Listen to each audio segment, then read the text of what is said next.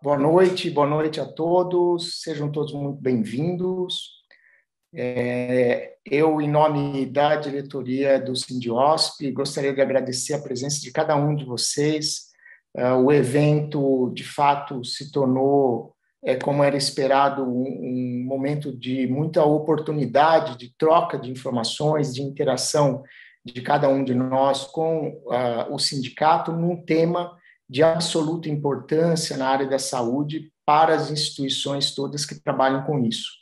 Nós começamos a discussão a respeito da implantação da LGPD, a qualidade dos sistemas na saúde suplementar, vamos falar hoje sobre gestão de pessoas e ainda depois a gestão de dados com a questão da lei já vigente e as obrigações que ela traz. Nós tivemos já a participação de mais de 500 pessoas, de 300 empresas diferentes. Então, discutir a LGPD na prática, falando de gestão de pessoas, que é o nosso tema de hoje, é algo da mais absoluta importância para o sindicato, claro, e para todos nós. Hoje nós vamos contar aqui com a presença do nosso palestrante, o Lucas Bonafé, que é advogado da área de Direito Digital e Proteção de Dados no escritório Machado Nunes. O Lucas é advogado da área de Direito Digital e Proteção de Dados. Ele atua em projetos de adequação em organizações do setor de saúde junto às autoridades reguladoras. É graduado em Direito pela Universidade Presbiteriana Mackenzie, pós-graduado em Contrato Social de Políticas pelo Tribunal de Contas do município de São Paulo e formado em Proteção de Dados e Privacidade pelo INSPER. E ainda tem uma formação DPO na FIA, na Fundação de Instituto de Administração, e é pós-graduando em Direito e Tecnologia da Informação na USP. O Lucas é autor de artigos já publicados na área de privacidade, certificados pela Exim como DPO. Bom, o que é mais incrível é que o Lucas é um jovem advogado e que já conseguiu produzir muito no campo acadêmico e tem feito contribuições muito substanciais nessa área, na área da saúde. Então, Lucas, em nome da diretoria do Sindiosp, eu agradeço mais uma vez a você, desejo de pronto a todos um bom evento e passo então a palavra ao Dado também fazer aí algumas considerações iniciais e depois seguimos com o Lucas. Daniel. Muito obrigado, doutor Dirceu Barbano. Eu sou o Daniel Machado e quero também, em nome do Sindiosp, agradecer a presença de todos que estão conectados e vão acompanhar mais uma sessão dessa nossa jornada LGPD. Doutor Dirceu Barbano está no exterior e gentilmente reservou um tempo para falar conosco, até por isso ele nos deu boa noite, não boa tarde. Ele não errou, eu acredito que lá já é noite. Mas eu vos dou boa tarde.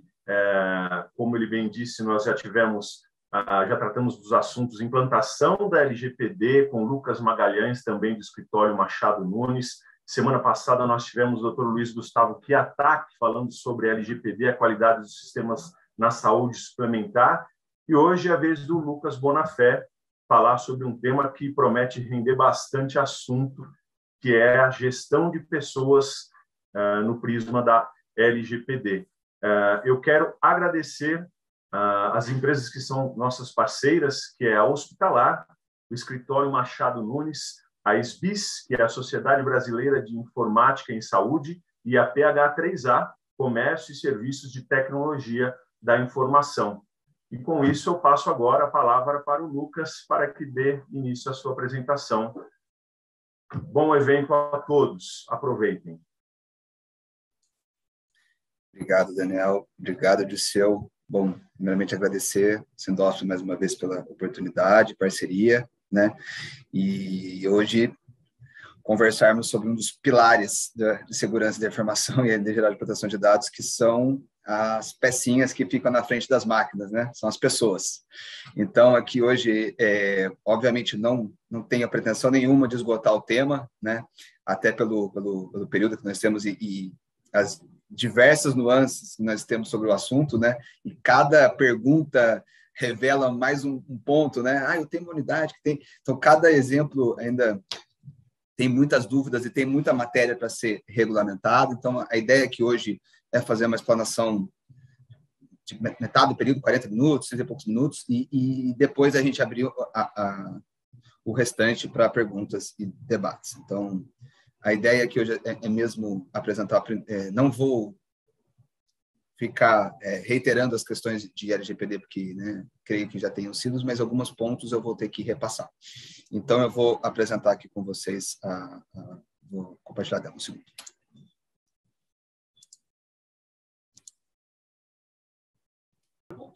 Primeiro ponto que a gente está falando de pessoas físicas, né? Então, para deixar claro, nós não estamos falando de dados de CNPJ, dados estritamente financeiros, se eu não conseguir tiver o lastro de uma pessoa física, e demais características e informações que não sejam vinculadas a uma pessoa física, natural. Então, esse é o primeiro ponto que eu gosto de deixar, porque sempre perguntar, às vezes eu tenho somente tratativas com, né, B2B, não tenho clientes, eu estou numa área de negócio que eu só trato com relação a dados, principalmente financeiros, tributários, eu não sei, né, somente alíquotas, não, isso não se aplica à Lei Geral de Proteção de Dados. Outro ponto importante falar da LGPD, que eu sei que, né, o pessoal deve estar meio cansado de escutar, mas é bom reiterar, é que no próprio nome já diz, ela é uma lei geral, né? E o que isso quer dizer? Que ela é uma lei principiológica, né? Ela traz princípios, definições, ela traz obrigações e direitos, mas de uma maneira geral. Por quê? Porque as mesmas regras que estão na LGPD se aplicam a uma montadora de veículos, a um hospital, a um laboratório, a uma farmácia e um supermercado. Então, o que isso quer dizer, né? E, obviamente, todos esses segmentos de mercado existem as suas particularidades, existem as suas fragilidades. Então, uma coisa muito interessante que a lei traz é a questão das boas práticas setoriais, né? A questão do setor, especificamente, apresentar à autoridade nacional quais são as suas práticas e como é que as suas atividades são realizadas.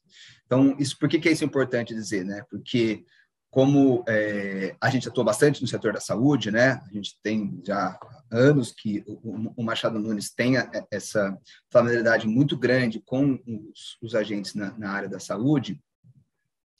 A gente sabe que é muito diferente um setor do outro, principalmente quando está falando de colaborador, né? E isso tem que ser analisado quando nós falamos de Lei Geral de Proteção de Dados, porque em que pese ainda nós não temos a Autoridade Nacional de Proteção de Dados ainda regulamentando, né, ou chancelando as boas práticas, os guias que as entidades setoriais irão apresentar, isso, com toda certeza, é um trabalho que tem que ser executado, né, pelos entes públicos e sindicatos e representações e entidades representativas para mostrar quais são as particularidades do setor da saúde, tá? Então, como a legislação é geral, a gente tem normas ainda muito pulverizadas e uniformes para diferentes players, né, diferentes tamanhos. Isso é bom destacar. Bom, antes de começar falando de LGPD, eu sempre gosto de dar um passinho para trás e falar o nosso setor é altamente regulamentado, né? Tem regulamentação para tudo, né? Tanto se você pensar na saúde suplementar, privada, Anvisa, Conselho de Medicina, né? Então, antes da gente propriamente entrar na Lei Geral de Proteção de Dados, como eu tenho certeza que o Magalhães abordou com vocês, como eu disse, né, anteriormente, que a lei é geral, né, tem uma premissa básica da área jurídica, que é lei especial, né, derroga a lei geral. Né? Então, se nós temos uma legislação, uma norma, que regulamenta uma matéria específica sobre aquele tema, por exemplo, prontuário eletrônico ou assinatura eletrônica, né? A lei do prontuário, e me diz o prazo de guarda do prontuário, como é que funciona, né? Vocês percebem que, na verdade, ela é específica e aquele setor que está sujeito, né, ao prontuário, vamos pegar de exemplo, ele deve cumprir aquela lei. Se a legislação geral está em desconformidade com esse ato, isso geralmente é analisado pelo judiciário para ver qual vai ser a atitude, se a lei especial vai ser modificada ou se a lei geral vai adotar alguma mudança. Então, o que isso quer dizer? Que a gente tem série de direitos e deveres e obrigações na LGPD, né? Como já foi comentado anteriormente no outro bloco, no outro encontro. E nós temos que continuar olhando as regulamentações setoriais. E por que eu digo isso? Porque hoje em dia é muito comum, eu não sei se vocês recebem esse tipo de demanda na instituição de vocês, é que quando uma empresa, um prestador, um fornecedor não quer passar informações ou dados, ou quer, simplesmente, né, em português mesmo, fala assim, melar alguma coisa, ele coloca a LGPD no meio, né? A LGPD virou uma coringa, né? Ah, não posso fazer isso porque a LGPD não deixa. Ah, eu não posso mais fazer porque a LGPD não deixa. Né? Eu escuto isso diariamente e é muito engraçado, porque, assim, às vezes a gente tem uma norma da ANS, da Anvisa, o Ministério da Saúde, independente de quem seja, e obrigando eu fazer aquele compartilhamento, aquele tratamento de dado, né? Qualquer que seja, e a desculpa é porque agora a Lei Geral de Proteção de Dados não deixa, né? Então, eu também já tiro essa mácula assim, seguinte, se eu tenho uma lei específica ordenando ou determinando qualquer ato que seja com dados pessoais, né? Usar bastante a figura aqui do tratamento, né? Que é qualquer verbo aí que eu conseguir colocar com dado pessoal, né? Desde da disponibilidade, armazenamento, passando pelo compartilhamento e até a sua exclusão, né? Todos esses são tratamentos, eu devo seguir.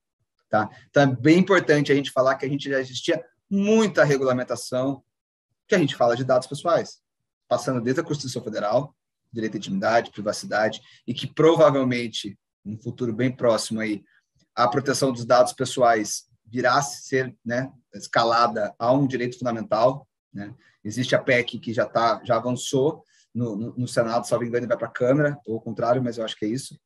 E, então, os dados pessoais vão virar direitos constitucionais. A gente tem, CLT trata dados de uma maneira gigantesca, né? Você vai ver a consideração da lei do trabalho, existem formas, notificação, dispensa, enfim, N atos que nós estamos diante de tratamento de dados pessoais. Marco Civil na internet, o Código de Defesa do Consumidor, enfim. Então, é bem importante falar que não existe, parece que nunca se tratou privacidade, sigilo e dados pessoais no Brasil, o que não é uma verdade, né? O que a LGPD vem trazer, na verdade, é uma regulamentação mais clara, específica, né, e direta com relação às obrigações e deveres desses agentes de tratamento. Então, isso é importante destacar, que lei especial deve ser sempre analisada. Se eu tenho uma NR, se eu tenho uma portaria do Ministério do Trabalho, se eu tenho que analisar se aquela normativa, né, ou aquela obrigação é contrária ou não à Lei Geral de Proteção de Dados. Se for contrária, for completamente diversa, aí sim a gente pode ver algumas medidas que devem ser tomadas, né, mitigadoras de risco, ou até negação, né, ou questionamento ao órgão solicitante para saber se a gente continua com aquela ação. Mas é importante sempre dar esse passinho e falar que existe muita regulamentação, principalmente no nosso setor de saúde. Eu sei que a gente fica falando, né, tratamento, compartilhamento, e eu quis trazer aqui para a gente ter um cenário bem claro, né, clássico, do que acontece já hoje em dia e algumas modificações, algumas particularidades com a LGPD. Então, eu trouxe aqui o caso de empregados, ex-empregados e profissionais que são administrados ou não pela área de recursos humanos, que é o nosso foco hoje aqui, a gestão de pessoas, e que acontecem tratamento de dados assim, de uma maneira maciça e constante. Bom, esse compartilhamento de dados pode ser de N situações, desde que é o envio de um currículo para trabalhar numa área administrativa da unidade, ou pode ser um médico para ingressar no corpo clínico, seja ele corpo clínico aberto ou fechado, né? Eu preciso submeter meus documentos, né? A capacitação, né? Os títulos necessários para poder prestar serviço naquela instituição. E, para isso, eu informo dados pessoais. Muitas vezes, as entidades, as unidades de saúde, elas pegam essas informações e elas compartilham com um terceiro. E aí podem ser também N situações, desde colaboradores recebendo vale transporte, vale refeição, que é uma empresa terceira que vai ter acesso a essas informações, plano de saúde, enfim, até empresa de Uber, né? Então, N situações em que pessoas terceiras terão acesso aos dados para prestar serviços, né, para essas pessoas. Então, o que eu quis trazer aqui hoje? A figura do controlador e operador, eu entendo que já foi passado, mas vale a pena rapidamente ressaltar, né? Nesse primeiro cenário, onde os titulares informam os dados para a unidade de saúde, seja no hospital, uma operadora, um laboratório, uma clínica particular, né? Quando eu tenho a gestão, né, e quando eu tenho a autonomia desses tratamentos, por exemplo, quando eu escolho quais serão os fornecedores, qual é o meu plano de saúde que eu vou ofertar, qual é o meu ticket, qual parceria eu vou fazer com os dados dos meus colaboradores, seja ela uma academia ou não, a lei me chama de controlador dos dados pessoais, né? Essa pessoa jurídica, né, no caso aqui estamos falando de pessoas, instituições privadas, na sua maioria, ou públicas, que terão a capacidade de autonomia de tratar esses dados. Então, ele transfere, compartilha com um terceiro. Esse terceiro, quando ele apenas realiza o tratamento dos dados né, de acordo com as características e as deliberações desse controlador, a lei chama ele de operador, né? Ele não tem essa autonomia de pegar os dados desses empregados, por exemplo, e fazer outras parcerias, né? Ou mandar e-mail marketing para vocês para vender um produto, um serviço, um empréstimo. Eles não possuem. Eles simplesmente tratam essas informações e devolvem em formas de serviço e benefício. É o exemplo do ticket, do vale, né, do plano de saúde, né? Eles, no plano de saúde, não, o plano de saúde é um controlador. Vamos pegar do ticket, do vale, fica mais fácil. E devolve para esses funcionários. Então, aqui eu tenho N situações, inclusive as clouds. Um exemplo clássico são os servidores onde nós armazenamos as informações, né? Não existe cloud, né? Cloud só porque não está aqui, mas na verdade é um servidor físico que está em alguma parte do mundo onde essas informações estão armazenadas. Eles tratam dados, né? Lembrando aquele conceito amplo de armazenamento é um tratamento de dados, mas somente de acordo com o controlador, né? Eles não podem, em tese, fazer outras ações, né? Isso aqui acontece, gente, o tempo todo, o dia inteiro, seja no processo de regulamento, seja para informar dados para contratação de pessoas, para notificação compulsória, no caso agora, né, que teve muita de Covid. Então, essa linha acontece muito. O que começou a mudar? Bom, a LGPD veio trazer a figura do encarregado, né, de proteção de dados, o DPO, que é a pessoa que ficará responsável por realizar essa comunicação, né, entre os titulares de dados. E aqui, quando eu falo titulares, não são só nossos pacientes, né? Lembra que o nosso foco hoje são os colaboradores. Então, o que já é importante falar? Os colaboradores, como titulares de dados, eles se enquadram nos mesmos direitos previstos na lei. Então, todos aqueles direitos previstos no artigo 18, né? Portabilidade, exclusão, eliminação, acesso a informações, todas aquelas possibilidades do artigo 18, eles podem ser exercidos pelos colaboradores. Então, os colaboradores podem solicitar a vocês o que vocês estão fazendo com os dados deles, né? E essas solicitações deverão entrar no mesmo fluxo de resposta a pacientes ou terceiros que queiram entrar em contato com vocês, né? Recapitulando, né? A gente precisa ter um canal, um portal de fácil acesso entre a instituição e esses titulares para que eu possa cumprir as obrigações previstas na Lei Geral de Proteção de Dados.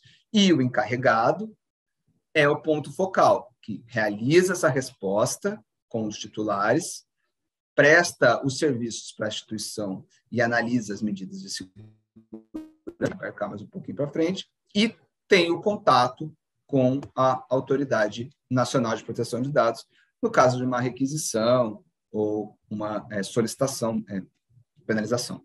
E a autoridade, como vocês já devem saber, é o ente público que foi, há pouco tempo, né, que começou mesmo a trabalhar essas atividades de uma maneira mais maciça, a aplicar, vai ser o responsável por aplicar as penalidades, apresentar as normas, né, as regulamentações, né, tem consulta pública agora aberta da NPD. Então, esse é o ente público que ainda está vinculado ao Poder Executivo, mas que esperamos que brevemente seja autônomo e tenha uma maior autonomia mesmo, sem estar atrelado ao governo federal. Tá? Então, essa estrutura que eu queria passar para vocês, porque a primeira parte acontece o tempo todo, vocês que principalmente são da área de recursos humanos, é uma coisa banal, corriqueira, né? Seja para armazenar, compartilhar, enfim, contabilidade, né? É um terceiro que recebe quando vai rodar a folha de pagamento, um escritório de advocacia, quando pega dados de um empregado, numa ação trabalhista. Então, tudo isso acontece muito. O que vai mudar? Tem as suas nuances, né? O encarregado vai ter que responder esses colaboradores e o fluxo, na verdade, continua o mesmo, só causando maior transparência.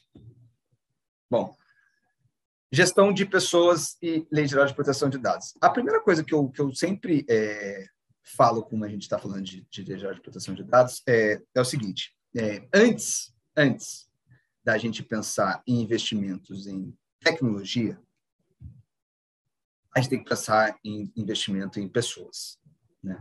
É o primeiro, porque pessoas fazem a cultura da instituição. Não é a tecnologia, não é o software, não é o algoritmo, né? São pessoas. E por que cultura está atrelado, sim, de uma maneira muito intrínseca com Lei Geral de Proteção de Dados? Porque, como você já deve ter observado nos outros encontros, a utilização de dados pessoais está presente em quase todas as nossas atividades, principalmente quando a gente está falando de saúde, principalmente, né? Sejam para os empregados, desde a hora que recebe o currículo, até a hora que notifica o INSS, até a hora de férias, contar tudo, a gente está tratando de dados pessoais. E a forma como isso será realizado é feito por pessoas. Então, se eu estou compartilhando uma foto de um prontuário num grupo de WhatsApp com 30 médicos ou numa área administrativa de recurso de glosa com auditor externo, claramente isso não deve ser uma regra da instituição. Eu duvido que vocês tenham isso nas políticas de vocês e nos códigos de conduta, que é permitido compartilhar prontuários médicos impossível. Mas isso acontece. E não acontece porque ninguém me falou, acontece porque eu vi, né? Acontece porque a gente ia, né? Antes da pandemia, né? A gente ia nas instituições, a gente sempre brincava aquela questão da senha do post-it na tela do computador, e eu achava que era uma brincadeira mesmo. Até que eu fui em várias unidades de saúde e via mesmo que existia o login e a senha colado no post-it na tela do computador. E pior, o post-it e a senha eram comuns, né? Mais de uma pessoa usava o mesmo login e senha. Então, assim, do ponto de vista de segurança, é um caos, né? Então, por que é importante a gente falar de gestão de pessoas e Lei Geral de Proteção de Dados? Porque, como eu comentei, a gente precisa de uma nova cultura no tratamento de dados pessoais, né? E nós, do ponto de vista geral, somos muito permissivos quando falamos de utilização de dados, né? A gente entrega o nosso CPF na farmácia para ganhar uma bala de desconto. E, às vezes, nem isso. Às vezes, a gente entrega o CPF, né? E a pessoa vira para a gente e fala assim, não tem desconto. Então, assim, o que essas informações, na verdade, somadas nos infere em privacidade, intimidade, né? Tem aquela máxima quando a gente está usando um produto que envolva tecnologia ou inovação, redes sociais são o maior exemplo disso, né? O Google.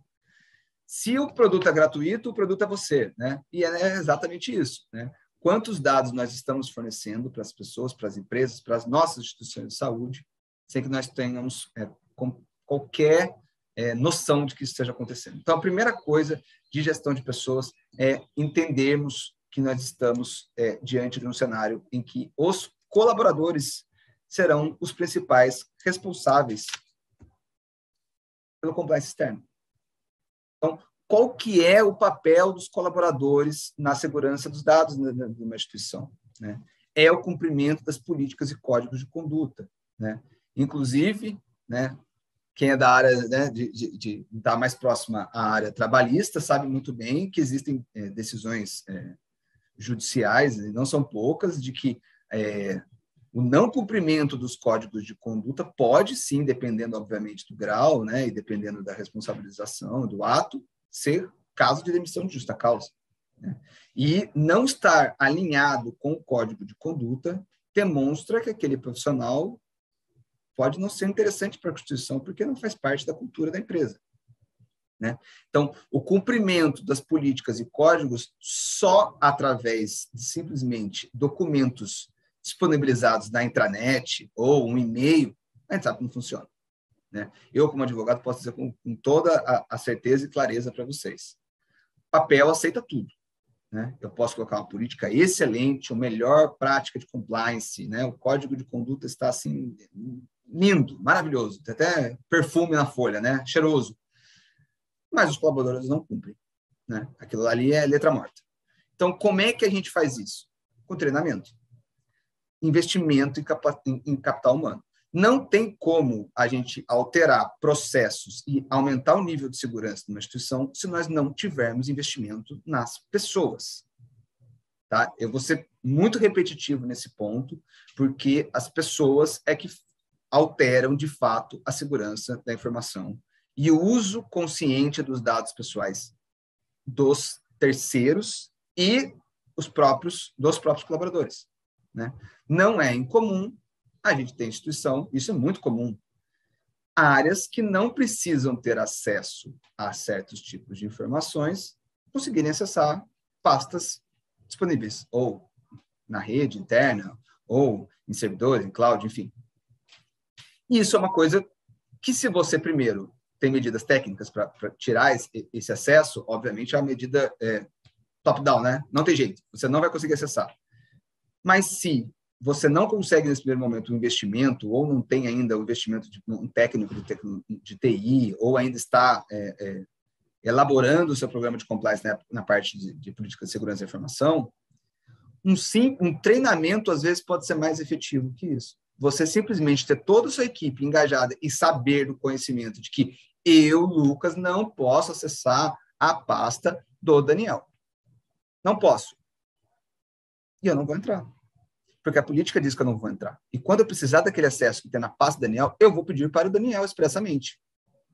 Né? Então, entenda que a questão de o ato humano, e obviamente a gente está sujeito a várias falhas, né, são as pecinhas na frente do computador. Então, o primeiro ponto é sempre ter os treinamentos para adequação e cumprimento das políticas e códigos.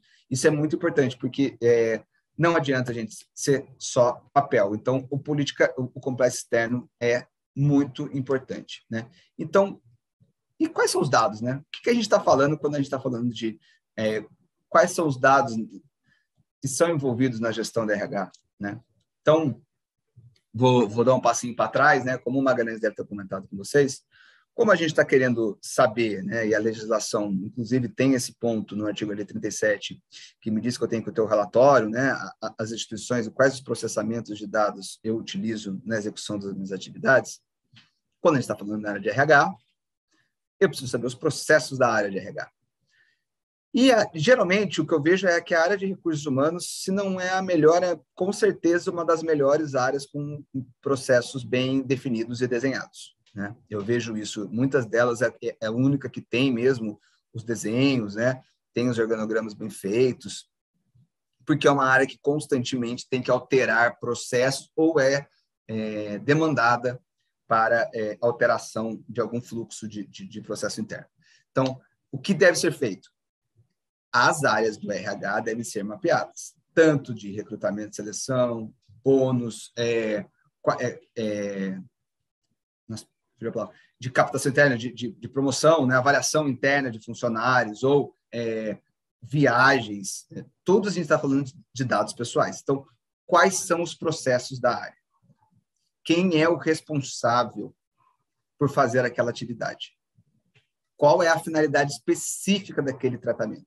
Por que que na hora do recrutamento e seleção eu estou coletando o nome do pai e da mãe e eu vou analisar se ele tem dívidas financeiras, se o nome dele está sujo lá no Serasa, que a gente brinca, né?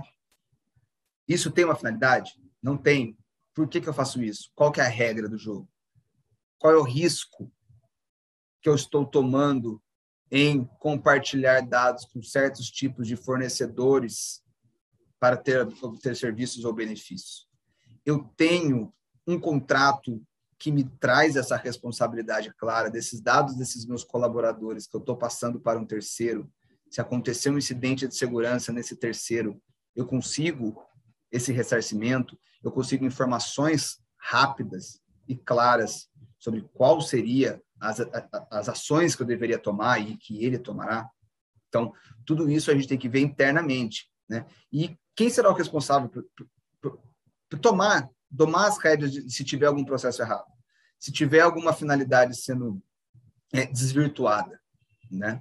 Eu nem vou entrar aqui hoje na questão de utilização de inteligência artificial em recrutamento, crédito, nada disso. Eu estou me focando e fechando o nicho para quais são os processos da área que envolve recursos humanos. São muitos.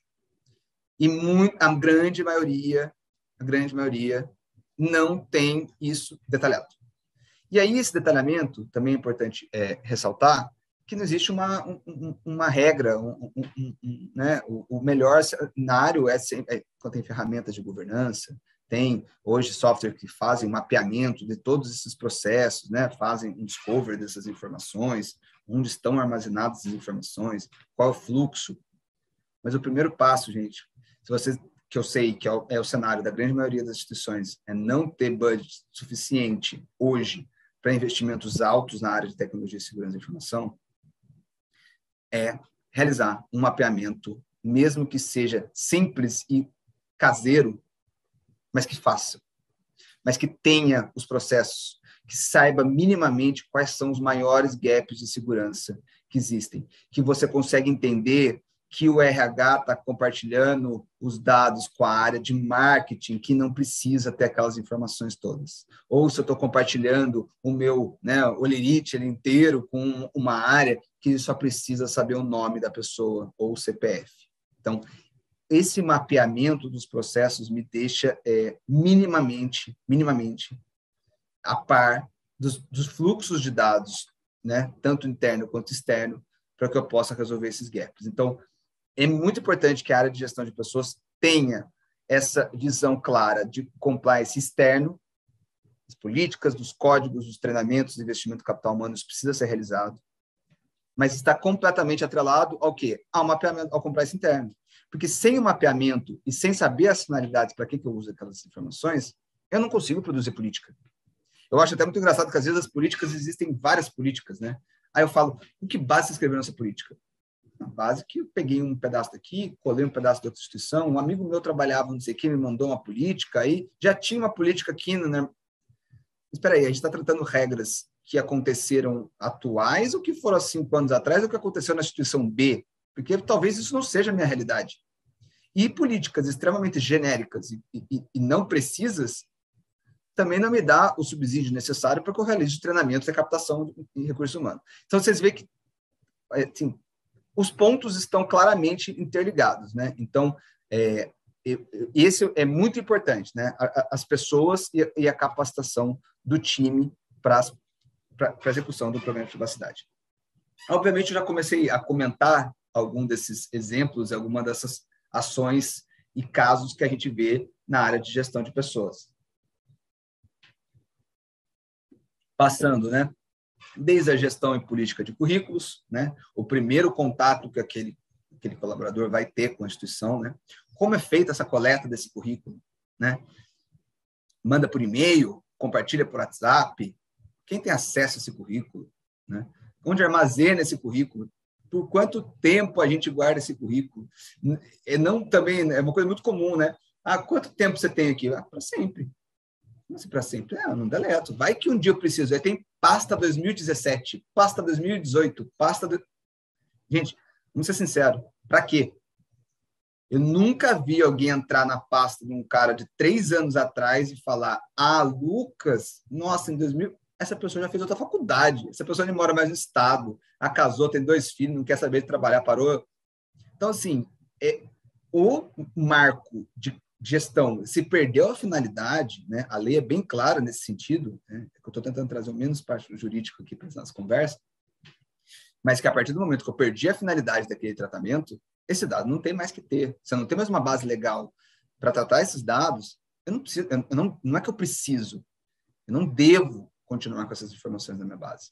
Então, é um exemplo prático, uma coisa simples, onde a gente está tratando dados de uma forma incorreta, tá? Não é boas práticas, é incorreta, e que é muito simples de ser resolvido, né? Então, outro, os contratos de trabalho, né, os escalatórios de admissão e demissão. Outra coisa que a gente tem visto muito hoje em dia é atreladas políticas e o código de conduta por essa relação dos colaboradores terem que informar os dados, né? Inclusive o ponto de baixo dos seus companheiros, os cônjuges, dos dependentes, plano de saúde e outras atividades, é muito comum hoje em dia nos contratos de trabalho estar serem aditados, vocês devem, eu tenho certeza que muitos aqui já receberam, informando que a instituição, para execução das atividades laborais, terá acesso aos seus dados pessoais, trataremos os dados de acordo com a política da instituição, e você tem ciência disso, né? Ela te passa um canal de contato, olha, caso tenha alguma dúvida, como tratamos seus dados, está aqui o portal de privacidade da instituição, ou está aqui o e-mail do DPO, né? Se tiver alguma coisa com... Então, os contratos de trabalho são um ponto importante, interessante mencionar, porque rege a relação entre as partes. E a transparência é um dos princípios básicos da Lei Geral de Proteção de Dados. Então, a transparência de que, sim, eu tenho que ter seus dados para N situações, e a maioria delas situações legais, né? Que eu não tenho disponibilidade de acatar ou não. Eu tenho obrigação legal de cumprir, como informar, né? Assim como eu tenho obrigação de pagar seu salário, eu tenho que informar o INSS que você é meu funcionário, né? E, então, isso tem que estar isso a gente tem editado esses contratos e demonstrado essa relação de tratamento de dados. Bom, medicina do trabalho, também N situações, né? Da área de RH ter acesso aos dados também desse colaborador. E aí também a gente podia ficar aqui mais uma hora, né? Porque vocês sabem bem disso com relação a esse ponto, né? Que é a questão de a área, quem tem acesso aos dados, né? Da medicina do trabalho, os dados de saúde desse colaborador. Bom, eu converso muito aqui com a sócia da área, da nossa área, da área trabalhista aqui do escritório, chamada doutora Daniela, né? Ela já deve ter oportunidade de falar com vocês algumas vezes, do Sindosp, e ela é muito enfática e clara com relação a isso, né? Que o médico do trabalho, né? A área, ele é o responsável por ter dados desses colaboradores, né? Porque a partir do momento que eu tenho essas informações escapando ou indo para outras pessoas que saiam da relação médico-paciente, o dever de sigilo que tem, elas podem gerar danos a esse colaborador, claramente. Eu posso sofrer um processo discriminatório dependendo dos exames que eu recebo de um tipo de colaborador. E isso a gente tem ação aqui também, isso eu já vi, inclusive no Conselho de Medicina. Ao funcionário falando que, olha, eu fazia um exame, um certo tipo de exame todo mês, chegou no RH ou chegou numa área que eu fazia aquele certo tipo de exame, e quem faz aquele exame tem um certo tipo de doença, tem uma CID específica. E eles não me promoviam assim que souberam do resultado, que eu fazia esse exame. Então, isso é muito complicado, né? Eu sei que existem normativas e regras bem claras com relação a isso, mas é outro exemplo interessante da gente ver se existe isso na instituição. Quem tem acesso a esses prontuários? Quem tem acesso às informações médicas? Né? Bom, sistema de registro de ponto eletrônico. A gente tem dados biométricos, que a lei fala que são dados sensíveis, né? Botam nessa categorização do mesmo jeito que a gente bota os dados de saúde, os dados biométricos são dados sensíveis. E isso gera uma maior necessidade de proteção dessas informações. Então, quem tem acesso às digitais? Né? Porque eu posso mudar meu número de cartão de crédito, mas a minha digital vai ser a minha digital, espero que para sempre, né? Mas espero que não tenha nenhum problema. Então, isso também é um ponto. Como é feito, o funcionário que é desligado ou que sai da instituição é apagado esse registro? Eu uso esse registro para né? Quem tem acesso a esse registro? Onde está armazenado esse registro? Então, Outro exemplo prático, isso é muito comum, né, o registro de ponto eletrônico e essas informações serem tratadas, inclusive, por terceiros, né? E a gente não sabe muitas vezes como é que esses terceiros estão usando as digitais dos colaboradores. E como eu comentei, por fim, as avaliações dos funcionários, né? A gente está tratando um monte de dado pessoal nessas avaliações e muitas vezes também são avaliações que passam, né, 360, né? Tem vários tipos de avaliações hoje em dia, em que áreas também e pessoas que não têm a capacidade institucional, né, de acordo com o organograma da instituição, de ter acesso às informações e acabam sendo disponibilizadas. E isso pode gerar danos a esses colaboradores. Então, o acesso a esses dados, a essas informações, podem prejudicá-lo de alguma forma. Bom, como um bom advogado, eu não podia fugir um pouco de falar de base legal, né? Eu sei que já foi um assunto aqui comentado pelo Magalhães e eu só queria trazer aqui para vocês, a ideia não é ser exaustivo e eu só trouxe alguns exemplos aqui. E como eu comentei com vocês, a Lei Geral de Proteção de Dados ela vem trazer que os dados pessoais só podem ser tratados se eu tiver uma finalidade clara e se eu respeitar uma das bases legais previstas na lei, né? E o artigo 7º me traz 10 bases legais e o artigo 11 me traz 7 bases legais. 8 bases legais de consentimento. E isso quer dizer o quê? Que, dependendo da finalidade, eu tenho que enquadrar numa base legal. Então, eu trouxe alguns exemplos aqui da área de recursos humanos para vocês. Eu boto muito claro possíveis, gente, porque aqui é uma finalidade que pode ser desvirtuada por qualquer motivo, ou qualquer nuance, ou particularidade da instituição. Mas são possíveis bases legais. Então, no caso de recrutamento e seleção, né, a recepção desses currículos, o processamento dos currículos, né, e essa carta de apresentação para as gestões dessas entrevistas, né. Pode ser um procedimento, por exemplo, preliminar ao contrato de trabalho, então é uma base legal de que a gente chama de, né, execução de contrato, né. E a criação de um banco de currículos, como eu comentei com vocês, pode ser classificado diferente do interesse legítimo do controlador. É outra base legal, vocês vão ver que o inciso muda, né? Então, obviamente, essa criação do banco de currículo tem que respeitar um prazo, né, razoável, não manter, mas você vê que a base legal muda, você está falando da mesma coisa, porque a finalidade muda. O foco nunca é qual é a base legal, qual é o juridiquês da história. A pergunta sempre é, para quê? Qual é a finalidade de eu coletar essa informação, esse dado, e qual é a utilização? Se isso não está claro para mim, eu tenho que dar um passo para trás.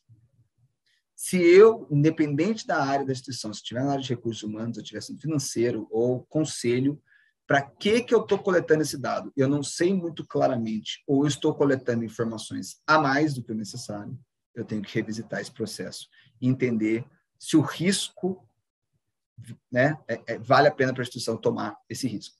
Outro exemplo que eu trouxe aqui é na gestão de pessoas, né? Pagamento e salário, contrato de trabalho, fornecimento de contrato. Gestão de acesso à instalação, que eu falei para vocês, pode ser a biometria, o cartão de ponto ou o crachá de acesso na instituição. É o interesse legítimo, é a base legal para a execução das atividades. E a gestão de eleições, né? CIPA, órgãos representativos, isso é uma obrigação legal, né?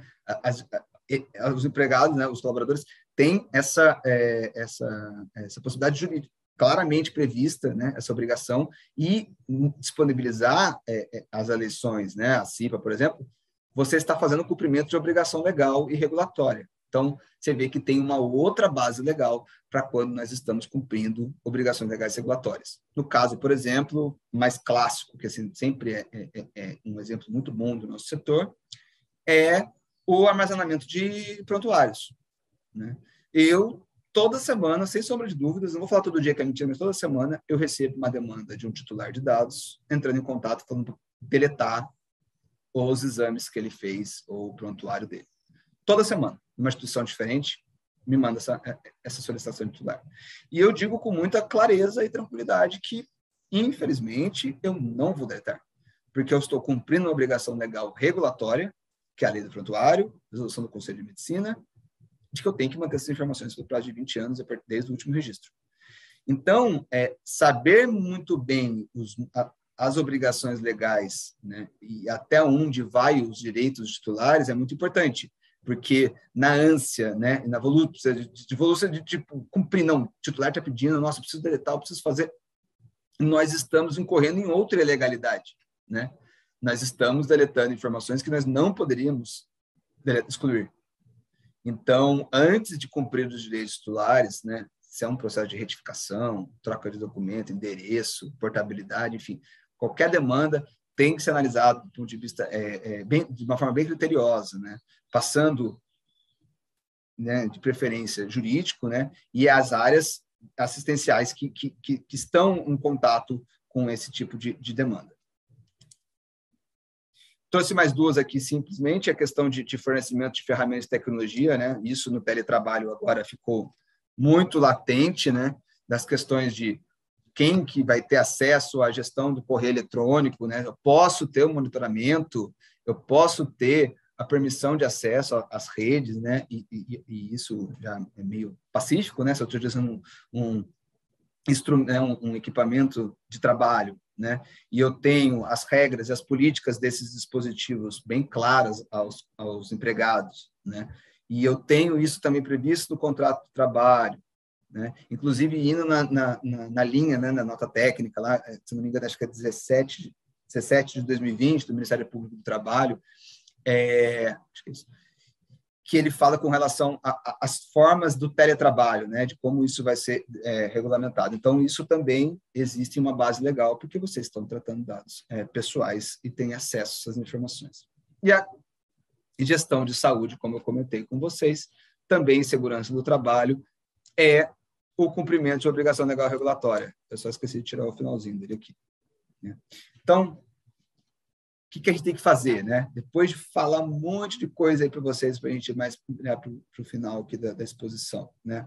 A gente tem que aquelas regras de manutenção, descarte de currículos. A gente tem que definir quais são as finalidades e as bases legais para a gente tratar aqueles dados dos nossos colaboradores, né? Fazer a gestão desses dados. E são só os colaboradores, né? Pensando que a gente também tem os dependentes, né? Os terceiros que muitas vezes a gente trata essas informações que não estão, obviamente, ligadas ao colaborador ou empregado em si. O controle de acesso a informações, que eu falei reiteradas vezes aqui, quem tem acesso à informação e se tem motivo para ter, né? Controle de acesso é uma coisa muito, dependendo do tamanho, obviamente, da empresa, complicada de ser feita, ainda mais se eu tenho uma instituição que é pulverizada no país, né, onde tem diferentes marcas. Então, o controle desse acesso é quase impossível, né? É uma briga de gato e rato, principalmente quando uma pessoa sai de uma área e vai para outra, ela vai carregando aqueles acessos, né? Uma pessoa sai do financeiro e vai para o compliance. Todos os acessos que ela tinha do financeiro, ela vai para o compliance, ela vai adquirindo acessos. Isso, para um incidente de segurança, é o pior cenário, porque se uma pessoa consegue infectar um celular ou um computador dela, ela consegue ter acesso rapidamente a 2 diretórios, né, a 2 bases de dados diversas da mesma pessoa, né, e o dano pode ser, obviamente, maior. Para isso, a gente tem que garantir segurança das informações e, principalmente, aos dados de saúde. Isso é o que o nosso setor, querendo ou não, sai na frente, né? A questão do sigilo das informações de saúde é inerente ao setor, né? É muito claro isso, o que dá uma certa vantagem. O problema é que a nossa vantagem, do ponto de vista de saber a criticidade dos dados, eu vejo que não está atrelada, está muito longe do investimento necessário do ponto de vista de segurança, né? A gente está lidando com dados que corriqueiramente são informados, né? IBM sempre lança os anuários, os formulários dela, né? Os relatórios, e dizem que os dados de saúde valem mais do que os dados financeiros dos titulares, só que o investimento nosso em segurança e em pessoas nem se compara com o setor de seguro financeiro e etc. Então, assim, a gente tem esse gap muito grande de saber a sensibilidade das informações, trabalhar com dados em todas as nossas áreas de negócio, e o nosso investimento de segurança é ínfimo, né? Tem um cara que é do TI, que o cara faz tudo, o cara instala a impressora, o computador, ele que faz gestão de acesso, ele escreve... Isso tudo tem que ser analisado, Bom, a gente tem que alocar as responsabilidades nos parceiros e nos fornecedores, né? Tem que ter quem serão, né, os contratos, né, tanto dos terceiros, como eu comentei com vocês, nos contratos de trabalho, né?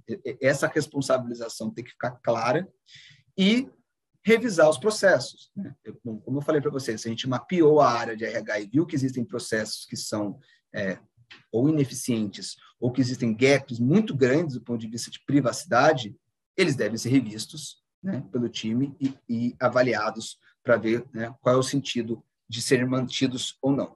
Então, existem mais alguns pontos, né? Eu ia ficar até um pouco exaustivo aqui se eu ficasse batendo em todos os pontos, né? Um programa de privacidade longo não é feito do dia para a noite, isso eu reitero.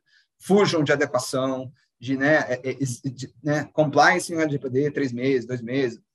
É um processo grande, gente. Assim, eu sei que existem tarefas e N situações que a gente consegue fazer muita coisa num curto espaço de tempo, mas isso é cíclico. Não existe projeto LGPD, existe programa de privacidade.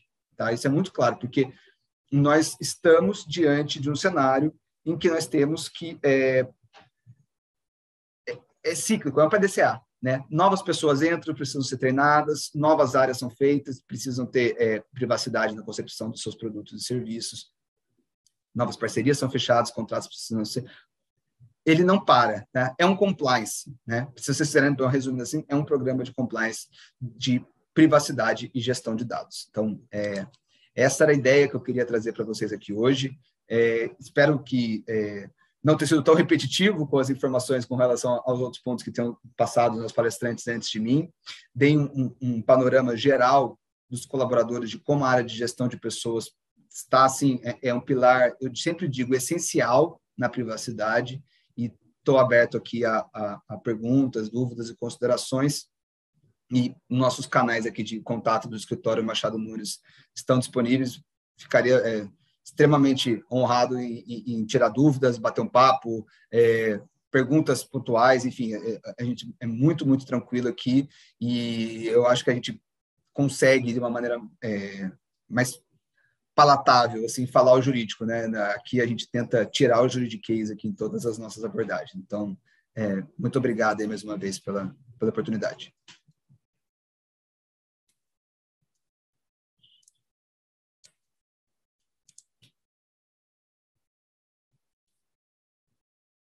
Bom, recebi aqui 2 da Mônica, perguntando assim, pode ser enquadrado como justa causa pelo artigo 42 da TRG, vazamento de dados de pacientes, funcionários, Bom, bela pergunta, né? O 482 regulamenta a questão da justa causa e o que é o vazamento de dados, né? Então, vamos lá. Primeiro que, assim, como um bom advogado, eu vou ter que dizer para vocês o famoso depende, né? Não tem como eu afirmar para vocês, mas sim, pode. Por que que pode? Bom, se eu tenho uma política interna clara de como eu devo tratar os dados e eu não cumprir, isso pode me gerar sanções, né, dentro da minha instituição. Agora, se eu cometi uma omissão ou uma falha, simplesmente, é uma coisa, né? Por exemplo, não coloquei senha forte no meu computador. Botei 1, 2, 3, 4. É a senha do meu computador. E a política diz claramente que tem que ter 16, né, caracteres, maiúscula, minúscula, né, arroba, enfim. Bom, se eu tive um incidente e foi por conta da senha, eu acho difícil a gente conseguir enquadrar como justa causa. Pode dar uma penalização, uma advertência, uma multa, enfim, pode dar. Mas agora, se eu tive um ato ativo de pegar uma base de dados de uma pasta de pacientes que passaram pela instituição no mês de setembro e compartilhei com um terceiro concorrente ou qualquer coisa de tipo onde eu tenho vazamento de informações, né? Tem que lembrar que o vazamento não é só aquele hacker que fica escondido no quarto escuro com capuz, né, na cabeça, né? A maior causa de incidentes de tratamento de dados somos nós, né? As pecinhas na frente do computador. Então, assim, existem casos que podem ser assim, enquadrados como justa causa no vazamento de dados, dependendo sempre da conduta e da responsabilidade que esse colaborador possui. Tá? Daniel, você quer fazer algum comentário? Não, Lucas, na verdade, eu posso seguir aqui com as perguntas, para a gente dar um pouquinho de descanso para você. Vamos lá. para tratamento de dados decorrente de relação de trabalho, a aplicação da base legal de execução de contrato, inciso 5 do artigo 7º, precisa do pedido expresso do titular? O inciso da lei não deixa claro, apenas menciona a pedido do titular. Tá. Bom, eu vou ver se eu entendi a pergunta, né? Com a relação de trabalho, aplica-se... Sim, para o tratamento de dados com relação à execução do contrato de trabalho, a base legal é execução de contrato, né? A gente precisa daquelas informações para tratar os dados dele, a gente deixa claro para ele, como eu comentei no contrato de trabalho, que aquelas informações são necessárias para a execução dos serviços laborais, né? Eu não estou pegando aquelas informações, né? É muito claro deixar uma coisa. Ter uma base legal para a execução de contrato e aquelas informações que estão sendo utilizadas, aqueles dados pessoais dele, são inerentes à execução das atividades dele para a minha instituição, né? Não é porque eu peguei aqueles dados, eu tenho uma base legal, ele assinou o contrato, está tudo certo aqui, que eu vou usar para uma finalidade diversa, né? Você sabe melhor que quem está na área, né, trabalhista mais próxima, que é, né, os fatos, né, a realidade se impõe na frente da formalidade, né? Não adianta o documento dizer uma coisa e na prática eu estou fazendo completamente diversa. Mas é isso, a execução do contrato, a gente trata os dados, é uma base legal para a relação do trabalho e a gente pode tratar essas informações nesse sentido. Até porque eu não consigo contratar alguém, ter uma relação de contrato de trabalho se eu não tiver dados pessoais, né? Eu não vou saber que é o Lucas, né? O XXX, né? Isso é impossível. Joia. A Cristiane Santos Vieira pergunta: o colaborador pode pedir para que seus dados sejam excluídos se ele não concordar com... Boa pergunta, Cristiane. Assim, o colaborador pode, tá? Está um direito dos titulares ali a exclusão de dados pessoais. Só que é o seguinte, uma das coisas que a gente faz é uma tabela de temporalidade, né? Como os dados pessoais, né, devem ser tratados para finalidades específicas e cumprimento de obrigações legais e regulatórias, existem dados que eu não posso excluir a pedido dele, né? Eu comentei do prontuário, mas eu estou falando também de, por exemplo, um colaborador, por exemplo, o Lucas. Lucas trabalha no Machado Nunes hoje e saiu da Machado Nunes mês que vem.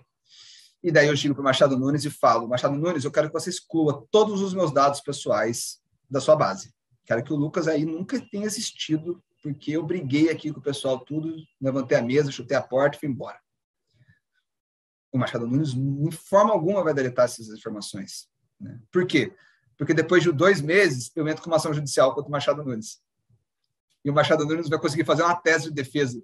Como é que ele vai fazer uma defesa? Eu não tenho mais ponto, eu não tenho os horários, eu não tenho o trabalho, eu não tenho... Então, assim, manter informações para, por exemplo, defesas judiciais, eu não vou poder deletar essa informação.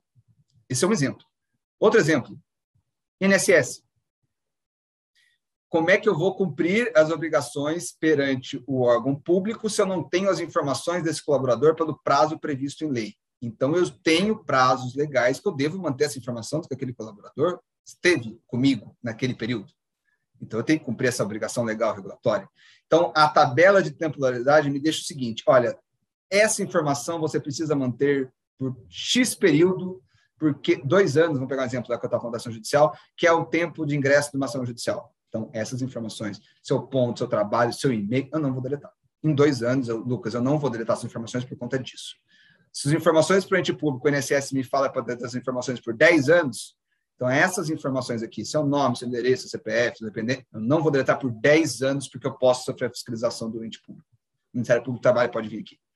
Então, a questão, o que isso quer dizer na prática? Que muitas vezes a gente não vai deletar os dados, né? Mas, o que é importante, existe uma tabela de temporalidade. Não existe tratamentos por prazo indeterminado, infinito. Não existe o Lucas trabalhando no Machado Nunes e daí em 2050 eu vou para o Machado Nunes e peço: Machado Nunes, se você tiver dados meus, deletem, eles falarem não. Por quê? Não, porque eu não quero. Porque eu já não tenho nenhuma obrigação legal, já não tenho perigo de uma ação judicial, já não tenho nenhuma finalidade para manter aquela informação e eu continuo mantendo. Então, a grande resposta é: qual é a finalidade de manter aquela informação? Eu tenho uma obrigação de cumprir aquele tratamento? Se sim, por favor, não delete os dados de ninguém. Na dúvida, porque isso pode gerar um problema maior. Tá? Legal. E a pergunta do Davi Uemoto vai também ao encontro do que você acabou de mencionar. Ele diz: é recomendável a digitalização de toda a documentação ou para alguns documentos é necessário manter o arquivo físico? E complementa: quando recebemos currículos por e-mail para um processo seletivo para preenchimento de uma determinada vaga na empresa, após a conclusão do processo, simplesmente apagamos o e-mail e destruímos a impressão dos currículos? Essa seria uma forma segura de não estar guardando os dados? E como isso poderia ser comprovado em uma eventual ação jurídica? Boa. Boa. Davi, é o seguinte, é bom até essa pergunta, porque a gente sempre fica falando, eu tenho esse problema, né? Porque como a digitalização e a informatização está cada vez maior, a gente sempre fica pensando no cenário digital. Mas é muito importante seu comentário que a Lei Geral de Proteção de Dados se aplicam a dados pessoais em caderno, num bilhetinho, num arquivo ou num data center na Irlanda, tá? Então, assim, os dados pessoais independentes do ambiente que ele tiver. Então, é importante você falar no ambiente físico, porque arquivo físico que eu não mencionei, aquele papel, o currículo impresso, que tem lá o nome do Lucas, o CEP, bom, você está tratando dados pessoais? Tá, então, ótima sua pergunta. Esse é o primeiro adendo. Bom, o segundo, a questão de é recomendável é relativa. Por quê? Eu sempre faço essa analogia, né? Se a gente tem um incidente com dados físicos, por exemplo, eu tenho um arquivo de currículo, igual você falou nesse caso, se alguém acha uma chave ou ele está aberto e alguém tem acesso, ele vai ter acesso àquela pasta. 100 currículos, 200 currículos. Se eu tenho digitalizado num arquivo, né, eu posso ter 2.000, 5.000. Então, às vezes, dependendo da criticidade do documento, do sigilo das informações, que não é o caso dos currículos, né, mas coisas altamente confidenciais, por exemplo, empresas que fazem desenhos de carros, ou farmacêuticas, ou coisas de propriedade intelectual muito avançada, muitas vezes eles não colocam nem ambiente digital, porque está no cofre, na sala, e que ninguém acessa, só se alguém arrombar aquele negócio. Então, a questão de manter recomendável a digitalização ou não é uma questão mesmo, uma decisão interna, se faz sentido. Tem alguns critérios para a relação dessa digitalização, inclusive tem a lei da assinatura digital, né? E tem como funciona o registro e a assinatura eletrônica desses documentos, né? Assinatura simples, avançada, né? Se você tem que usar um certificado digital, né? E eu já te garanto, a melhor maneira de assinar um documento eletronicamente é possuindo uma assinatura digital, né? Igual os advogados têm, os médicos usam para fazer os laudos, que ainda eu vejo pouquíssimas pessoas no Brasil, era muito baixo mesmo, acho que 3%, nem isso da população brasileira possuindo um certificado digital, né? E isso é uma coisa que ainda vai escalar muito ainda, né? Que é você assinar documentos eletrônicos de uma maneira mais segura do que o físico, porque o físico cada um faz uma assinatura e faz, né? O eletrônico não, eu tenho a hash exclusiva do Lucas, a senha exclusiva do Lucas, que ele fez no balcão do lugar, e se aquele documento foi assinado eletronicamente, ele é do Lucas. Como você, terminando sua pergunta com relação, né? Qual é a forma segura de não estar guardando esses dados? Isso é um outro problema. Porque, primeiro, acabou o processo seletivo, tem os documentos em papel, picotei aquele papel e os e-mails que eu recebi, eu excluía aquela informação. Bom, você está diminuindo muito a sua exposição ao risco, obviamente. Não estou guardando nada. Mas como é que eu comprovo em ação jurídica? Bom, primeiro, o ônus da prova, geralmente não, em via de regra, se não é um consumidor, do postulante, do requerente. Então, ele vai ter que provar que possível incidente de segurança aconteceu na sua base, né? Você foi o autor daquela ação, né? Por que eu digo isso? Ainda mais do ponto de vista técnico. Fazer prova em contrário, muitas vezes, se não é impossível do ponto de vista técnico, requer uma perícia forense de uma maneira totalmente exacerbada e financeiramente inviável para muitas instituições, em provar que aquela informação não saiu da minha base, né? Então, assim, mantenha esse processo que você está fazendo, deleta as informações, picota esses currículos, eu posso ter certeza, você está na frente de 99% das empresas aí que coletam currículos no processo de recrutamento e seleção. Ótimo. O Márcio Fernando Lirola: podemos pedir para um paciente assinar um termo que ele autoriza os dados dele ficarem sob posse da clínica? Bom, Márcio, na verdade você já tem, né, essa obrigação legal de manter os dados dele, principalmente se eles geram um prontuário, ficar em posse da clínica, né? Então ele não precisa autorizar essa questão de que tem, porque se ele não autorizar, você não vai armazenar e você está descumprindo uma obrigação do Conselho de Medicina e da lei do prontuário, né? Então, na verdade, a autorização, você pode ter uma negativa dessa autorização. E aí, como você faz, né? É igual o consentimento. É muito importante falar do consentimento, né? Porque de uma maneira que é muito mais rápido e fácil coletarmos consentimentos, e aí de pacientes é uma coisa e de empregados, colaboradores é outra. Primeiro, a relação de subordinação e hierarquia que existe entre empregador e empregado. É um consentimento livre? A União Europeia já soltou o Guideline 5, 6, se eu não me engano, falando com relação ao consentimento, e ela fala claramente, não é um consentimento livre, porque se eu tenho subordinação, se eu não der o consentimento, eu posso sofrer represálias, posso ser demitido, posso ser realocado, né? Então, essa é uma coisa. Pedir consentimentos, você tem que avaliar se ele cumpre os critérios que estão previstos na lei. Livre, inequívoco e informado, para finalidades específicas. Então, eu estou coletando seu consentimento para fazer, sei lá, pesquisa clínica, ou ex-pesquisa, ou termo de consentimento de internação, ou TSLE para... E ele tem que ser claro, né? Então, assim, essa autorização que você está comentando, eu não solicitaria, porque eu já tenho a obrigação de manter essas informações. Agora, se você quiser utilizar esses dados para uma finalidade diversa do que guarda desses dados de prontuário, aí sim, recomendo a coleta desse consentimento perante esse titular.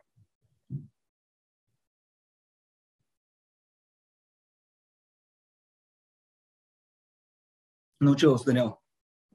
Desculpa, eu estava com o microfone desligado. Dados de pessoa jurídica, nome, CNPJ, endereço, são protegidos pela LGPD?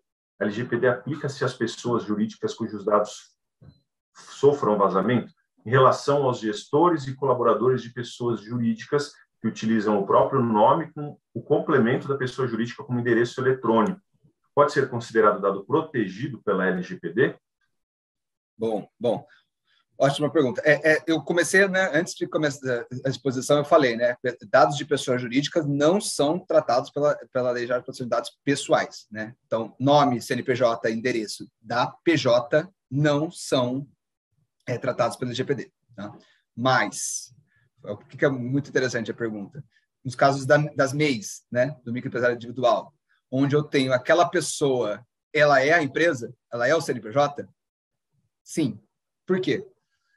A LGPD trata de uma maneira abrangente o conceito de dado pessoal. O dado pessoal, além do nome, CPF, né, essas clássicas, né, e-mail, é qualquer informação relacionada, né, relacional, que consiga juntar dados e informações que identifiquem uma pessoa natural.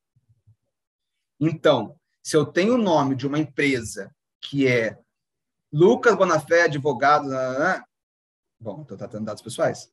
Porque eu sei identificar, eu consigo identificar com o dado pessoal do Lucas Bonafé, né? Então, assim, não trata dados do nome do CNPJ e do endereço. Não, mas o contrato social, provavelmente, dessa empresa vai tratar dados pessoais. Eu vou ter o nome de todos os sócios, né? Então, obviamente, é uma escala muito pequena, né, de incidente, de proteção, de uma coisa muito mais simples quando a gente está falando nesse sentido, mas sim, quando a gente utiliza o próprio nome e eu consigo identificar uma pessoa natural, nós estamos considerando que está no guarda-chuva da LGPD. Okay.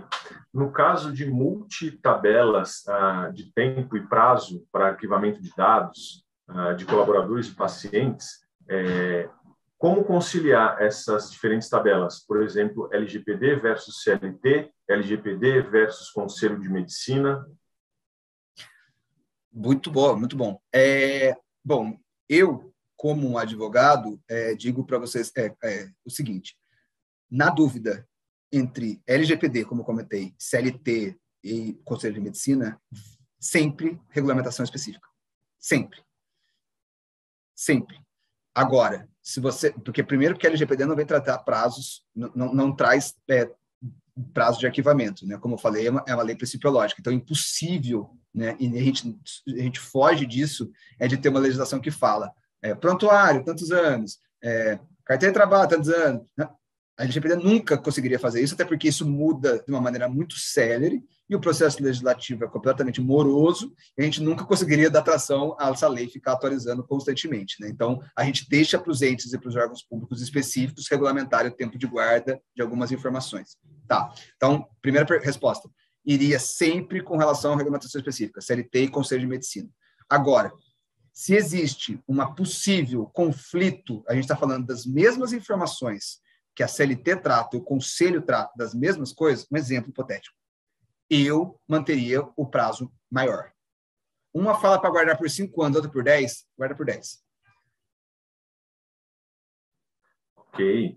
A Eliane Cristina Franco. E quando algum paciente perde os seus documentos dentro da instituição ou do laboratório, clínica ou hospital, enfim? Boa pergunta, né? E isso é muito comum, né? Gosta de deixar guarda-chuva no metrô, né? No ônibus, né? Tem gente que na hora que vai entregar deixa no balcão, né? Eu mesmo já, cabeça, né? Oca, já fiz isso várias vezes. Bom, isso é uma coisa muito tranquila, tá? Do ponto de vista de LGPD em si, né? Primeiro, ver se a gente tem um contato desse paciente, né? Desse terceiro, né? Ou colaborador é mais fácil que já está na nossa base, mas desse paciente entregar e obviamente também não usar essas informações para qualquer outra finalidade, né? Simplesmente guardar, armazenar e, se não tiver retorno e não souber, entregar para a autoridade policial competente. Eu posso até deixar na delegacia, ele entra em contato com essa pessoa, ou se não tiver nenhum retorno e isso não for necessário, não tiver retorno, não voltar, não conseguir entrar em contato, também não for até a autoridade policial para entregar esse documento, após um certo período que também é institucional, eu posso dar fim nesse documento. Não vou ficar guardando esse RG perdido aí na escrivaninha ali por muito tempo, não. E onde devemos armazenar esses documentos, caso a pessoa não venha no mesmo dia? Boa pergunta. O armazenamento desse documento, primeiro, é um local em que é único, né? Quanto menos pessoas tiverem acesso a esse local, melhor, né? Se cada atendente, se cada pessoa, cada atendimento tiver a sua própria caixinha de documentos perdidos, né? É um risco, né? Então, deixaria uma pessoa responsável por os famosos achados e perdidos, onde todos são entregues na mesma pessoa e onde os acessos dessas informações seriam restringidos a uma ou duas pessoas que teriam acesso. Então, um local seguro, chave, né? Sempre, e que eu teria essa confirmação da pessoa que for retirar esse documento, esse solicitante, onde eu tenho o registro, talvez, olha, Lucas retirou o documento no dia tal, eu deixo isso registrado. Muito bem. E se dados importantes forem destruídos ou entregues aos interessados, no caso pacientes, e futuramente essas informações se fizerem necessárias para comprovar uma eventual ação judicial, como isso poderia ser resolvido?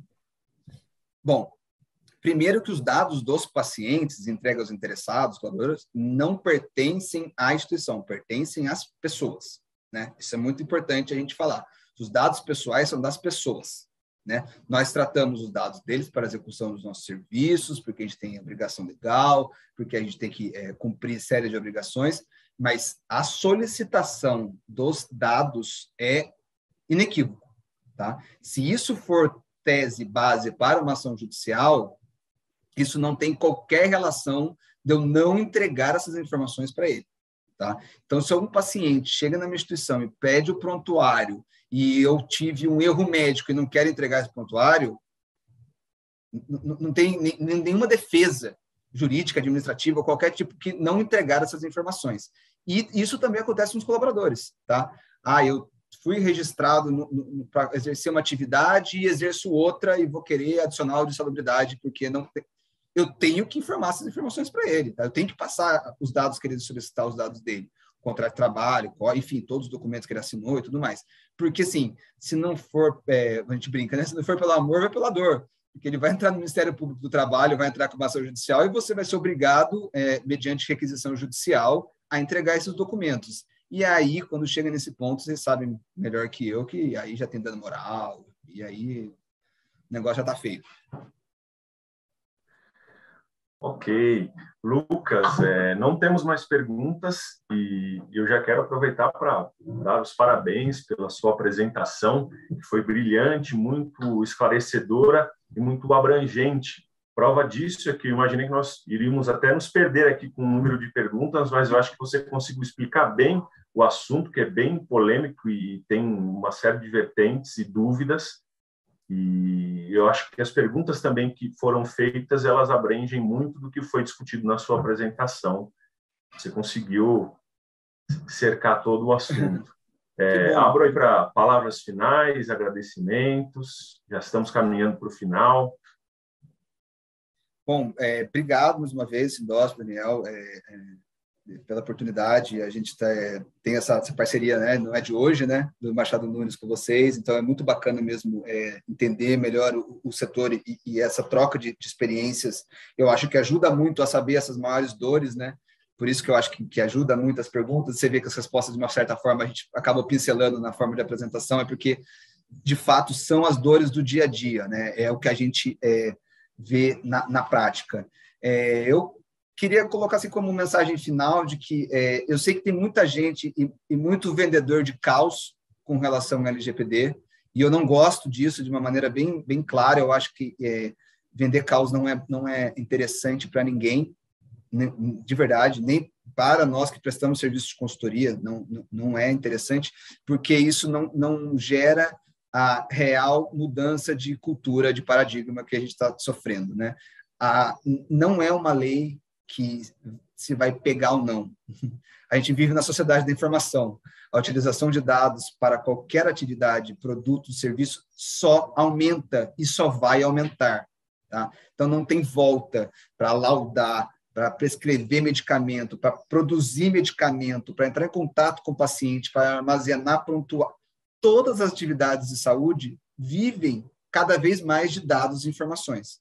Então, a utilização correta e consciente desses dados é extremamente importante, porque, de fato, eu já estou vendo um darwinismo das instituições que estão negando o LGPD, de contratos não serem fechados, de multas não serem aplicadas e inviabilizar negócios, né? Então, se você ainda tem desconfiança, né, de que, será que eu faço, será que eu não faço? Comece. Se é em casa, sem uma consultoria, se é pequeno, se é uma instituição uma clínica pequena que tem 3 profissionais, comece a mapear os riscos. Sim, o primeiro passo é o mais importante e depois vai aumentando esse nível de maturidade, tá? Mas não pensem que esse é um assunto que está em alta e que vai morrer logo menos, porque a gente vai continuar tratando dados pessoais e as demandas de dados pessoais só tendem a aumentar. Então, acho que era essa a mensagem que eu queria deixar para o fim, e muito obrigado mais uma vez pela oportunidade. Nós, do Sindiócio, que agradecemos, Lucas, pelas suas palavras, pela brilhante apresentação. É um caminho sem volta. De fato, a LGPD é um caminho sem volta. Vivemos no mundo digital e por ser um caminho sem volta e dado ao sucesso que essas sessões da jornada LGPD teve aqui no Sindiosp nessas 3 semanas, nós vamos abrir, ao final dessa sessão, uma enquete para você que está nos acompanhando, para que você participe. Eu peço encarecidamente que você não saia sem preencher essa enquete, onde nós estamos fazendo 2 simples perguntas e, basicamente, nós queremos saber qual é o tema que você quer que nós abordemos no próximo encontro, que não é o do dia 28/9. Na semana que vem, nós vamos falar sobre gestão de dados com a LGPD, com o palestrante Marcelo Nogueira, da PH3A. Para dar sequência após essa apresentação do Marcelo, nós queremos ouvir você, saber de você qual é o tema que você que a gente traga aqui para a sessão dessa jornada LGPD. Então, por favor, fique para preencher essa pesquisa, nos ajude a estabelecer o próximo tema, ok? Quero agradecer a você que nos acompanhou até agora. Mais uma vez, obrigado, Lucas. Obrigado aos nossos parceiros Hospitalar, Machado Nunes, PH3A. São os nossos parceiros que ajudam este programa a acontecer. Tenham todos uma boa tarde e um ótimo final de semana. Não esqueça de preencher a nossa pesquisa, ok? Um abraço. Tchau, tchau. Tchau, gente. Abraço.